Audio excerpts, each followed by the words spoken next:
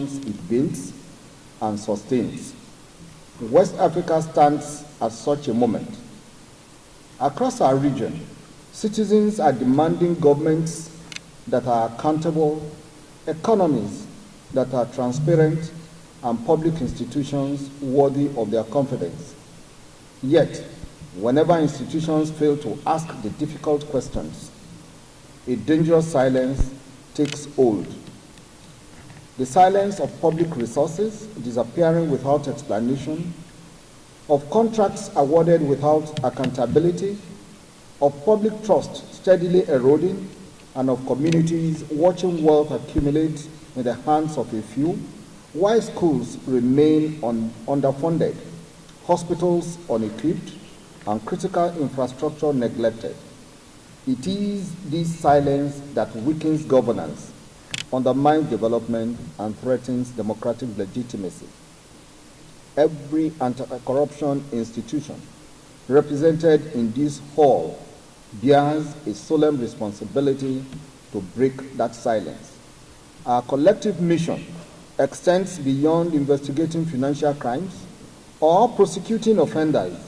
It is to safeguard the integrity of public institutions, protect public trust, and ensure that those entrusted with public resources remain fully accountable to the people they serve. Achieving these noble objectives requires far more than robust legal frameworks or institutional mandates. It demands courageous, visionary, and transformational leadership that is prepared to hold the rule of law without fear or favor, strengthen institutional independence, inspire public confidence, and leave behind institutions that are stronger than the individuals who lead them. It is therefore both an honor and a great responsibility to stand before this distinguished gathering at the Leadership Conference of the Network of National Anti-Corruption Institutions in West Africa, NACIWA. I commend the Economic and Financial Crimes Commission, the EFCC, and the leadership of NACIWA for convening this critical conference under a theme that goes to the very heart of our shared struggle, that is, quote, transformational leadership for effective anti-corruption institutions in West Africa, unquote. It is a theme chosen deliberately because history has shown time and again that the difference between an institution that merely occupies space and one that changes the trajectory of a nation is almost always leadership. To our distinguished delegates who have traveled from across the West African community to be with us in Abuja today, your presence here is itself a statement. It tells us that corruption, though it often hides behind national borders, will be met by a resolve that recognizes no such boundaries. It tells us that the fight for integrity in West Africa is not the burden of any single country, but a shared inheritance we have chosen to carry together. Corruption, as we all know, and we gather here today, can no longer be discussed merely as a criminal justice matter alone. It has evolved into one of the greatest obstacles to good governance, sustainable development, and shared prosperity. Every public fund diverted through corruption delays critical infrastructure, weakens public institutions, and stifles enterprises, and widens the gap between the promise of government and the everyday realities of our citizens. Ultimately, corruption deprives our people not only of public resources, but also of opportunity, dignity, and hope. If corruption is the antithesis of good governance, then accountability is its most enduring antidote. Significantly, accountability is neither a novel concept nor an imported ideal.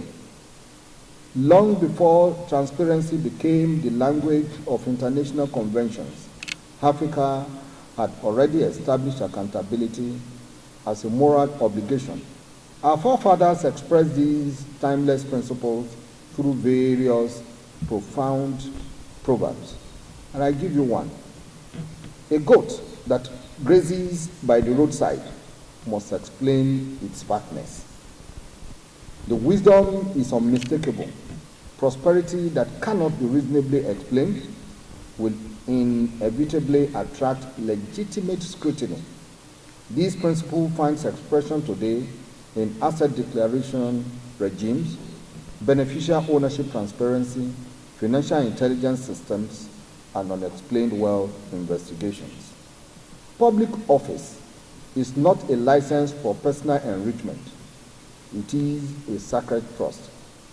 Those entrusted with public resources must always be prepared to account for how those resources are managed. Nigeria remains unwavering in its commitment to combating corruption through strong institutions and the faithful application of the rule of law. In recent years, we have strengthened interagency collaboration, enhanced prosecution strategies, improved asset recovery frameworks, expanded the use of technology within the justice sector, and deepened international cooperation in the tracing, freezing, confiscation, and repatriation of the proceeds of crime. These efforts underscore our determination to ensure that crime does not pay and that public confidence in the administration of justice continues to grow. Only a few days ago, gentlemen, the Supreme Court of Nigeria reaffirmed the effectiveness of our civil asset forfeiture regime when it restored the final forfeiture of 7 landed properties worth $2.05 million United States dollars and share certificates linked to a former governor of Central Bank of Nigeria. In doing so, the Apex Court overturned the decision of the Court of Appeal and restored the judgment of the Federal High Court, reaffirming the principle that assets reasonably shown to be proceeds of crime, unlawful activities, may be forfeited in accordance with due process and the law. That judgment stands as a powerful affirmation that the rule of law remains the bedrock of our anti-corruption architecture and that our institutions are capable of delivering justice without fear or favor. Our efforts are always guided not only by our Constitution and the national laws, but also by our obligation under the United Nations Convention Against Corruption, UNCAC, the African Union Convention on Preventing and Combating Corruption, and relevant ECOWAS legal instruments. These frameworks recognize corruption as a transnational threat to peace, security, democratic governance, and sustainable development. They also remind us that while corruption may begin within national borders, its consequences are invariably regional and global. Nigeria has continued to support regional initiatives aimed at strengthening anti-corruption cooperation through ECOWAS, GIABA, and other multilateral platforms. Our experience has shown that effective recovery of stolen assets, the disruption of illicit financial flows, and the prosecution of cross-border corruption depend upon timely information sharing, mutual legal assistance, and sustained institutional trust. Permit me to share another piece of African wisdom. It goes thus: when a young man returns from the forest, carrying a basket overflowing with mushrooms, the elders do not first admire his harvest. Rather, they ask him where he found them. If he could not explain, they conclude that he had harvested them from the sacred grove, where no one is permitted to gather.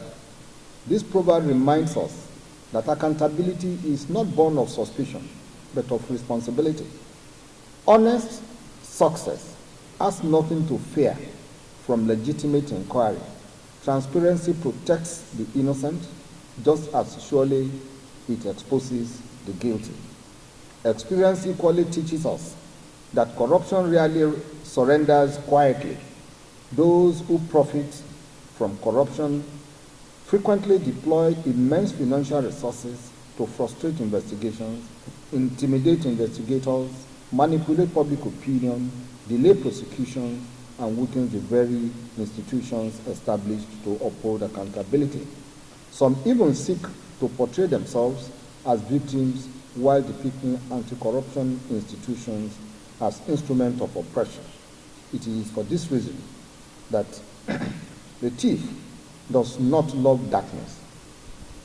Our collective responsibility, therefore, is to ensure that transparency shines brighter than secrecy, that institutions remain stronger than individuals, and that the rule of law prevails over impunity. Distinguished ladies and gentlemen, the criminal landscape is evolving at an unprecedented pace. Artificial intelligence, virtual assets, cyber-enabled financial crimes, sophisticated money laundering schemes, and increasingly complex illicit financial flows demand responses that are equally innovative and collaborative. Criminal enterprises cooperate across borders with remarkable efficiency. Our institutions must therefore cooperate with even greater determination. Intelligence sharing, joint investigations, mutual legal assistance, extradition, asset recovery, beneficial ownership verification, and professional exchanges must become standard practice across our region.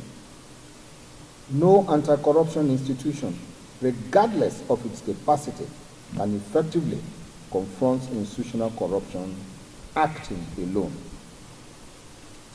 Our ancestors have observed that if you want to go fast, go alone. But if you want to go fast, go alone. But if you want to go far, go together. The future success of anti-corruption efforts in West Africa will depend not solely on the strength of individual agencies, but on the depth of our collective commitment to regional solidarity, institutional trust, and shared responsibility. Transformational leadership, therefore, demands more than administrative competence. It requires courage. The courage to investigate without fear or favor, the courage to prosecute fairly and professionally, the courage to resist undue influence, the courage to protect institutional independence, and above all, the courage to build institutions that will remain stronger than the personalities who lead them. I have always been of the view that it is better to have bad laws administered by you good men than to have good law administered by them, the bad men. As leaders, therefore, we must also remember that our ultimate objective is not merely to secure conviction or recover stolen assets. Rather, it is to build societies where corruption becomes increasingly difficult to perpetrate, easier to detect, and certain to attract consequences. Societies where integrity is rewarded, transparency is expected, justice is accessible, and public institutions enjoy the confidence of the people they serve. I commend the leadership of NASIWA, the Economic Community. I commend the leadership of NASIWA, the Economic and Financial Crimes Commission, the ECOWAS Commission, the African Union, GIABA, the United Nations Office on Drug and Crime, our development partners, and every institution represented here today for their steadfast commitment to strengthening governance and accountability across West Africa. Together, we are building a regional anti-corruption architecture that is more resilient, more responsive, and better equipped to confront both the present and emerging challenges. Before I conclude, let me say that I have gone through the program and I have seen the caliber or status of resource persons that have been called upon to come and share their wealth of experience with this at this conference. I enjoy us all to listen and be free